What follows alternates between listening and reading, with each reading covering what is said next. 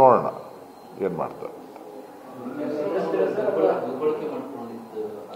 ನಾನು ನನ್ನ ಗಮನಕ್ಕೆ ಬಂದಾದ ಮೇಲೆ ನಾನು ಕೂಡ ಪೊಲೀಸ್ ಕಮಿಷನರ್ ಅವರಿಗೆ ದೂರನ್ನ ಕೂಡ ನಾನು ಈ ಥರ ನನ್ನ ಹೆಸರನ್ನ ದುರ್ಬಳಕೆ ಮಾಡಿಕೊಂಡು ನನಗೆ ಸಂಬಂಧ ಇಲ್ಲದೆ ಇದ್ದವರು ನನ್ನ ತಂಗಿ ಅಂತೇಳಿ ಮಾಡ್ತಾ ಇದ್ದಾರೆ, ಹೆಸರು ಹೇಳ್ಕೊಂಡು ಹಣ ದುರ್ಬಳಕೆ ಮಾಡಿದ್ದಾರೆ, ಬೇರೆ ಬೇರೆಯವ್ರ ಕಡೆ ಹೆಸರು ಬಳಕೆ ಮಾಡಿಕೊಂಡು ಅಂತೇಳಿ ವಿಚಾರ ಗೊತ್ತಾಗಿದೆ.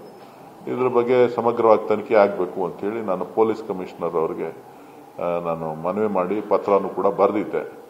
ಸೊ ಈ ಮಧ್ಯದಲ್ಲಿ ಪೊಲೀಸ್ ಕೇಸ್ಗಳು ಆಯಿತು, ಬೇರೆ ಬೇರೆ ಕೇಸ್ಗಳು ಸಾಕಷ್ಟು ಕೇಸ್ಗಳಾಗಿ ಆಗಿರೋದ್ರಿಂದ ಅದು ತನಿಖೆ ಹಂತದಲ್ಲಿ ಇರಬೇಕು ಅಂತ ಕಾಣಿಸ್ತದೆ. ತದನಂತರದಲ್ಲಿ ನನಗೆ ಯಾವುದೇ ಮಾಹಿತಿ ಇಲ್ಲ.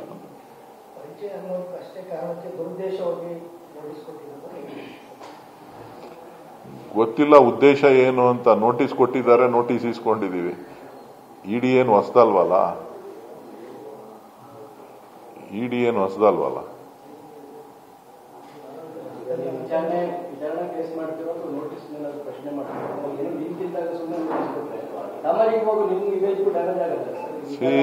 ನೋಡ್ರಿ, ಇಡಿ ಅವರು ಏನ್ ಕೇಳ್ತಾರೆ ಅಂತ ನನಗೆ ಮಾಹಿತಿ ಇಲ್ಲ.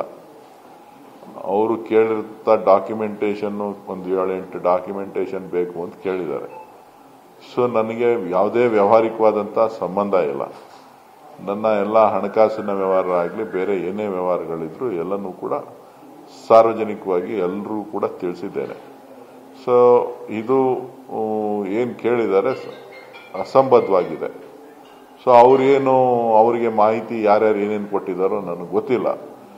ಅದನ್ನ ತದನಂತರ ನಾನು ಚರ್ಚೆ ಮಾಡಿ ಅವ್ರ ಹತ್ರ ವಿಚಾರ ಮಾಡಿ ಅವ್ರೇನು ಪ್ರಶ್ನೆಗಳನ್ನ ಕೇಳ್ತಾರೆ, ಅವ್ರೇನು ಮಾಡ್ತಾರೆ ಅದಕ್ಕೆ ಉತ್ತರ ಕೊಟ್ಟು ನಾನು ಬರೋನಿದ್ದೇನೆ.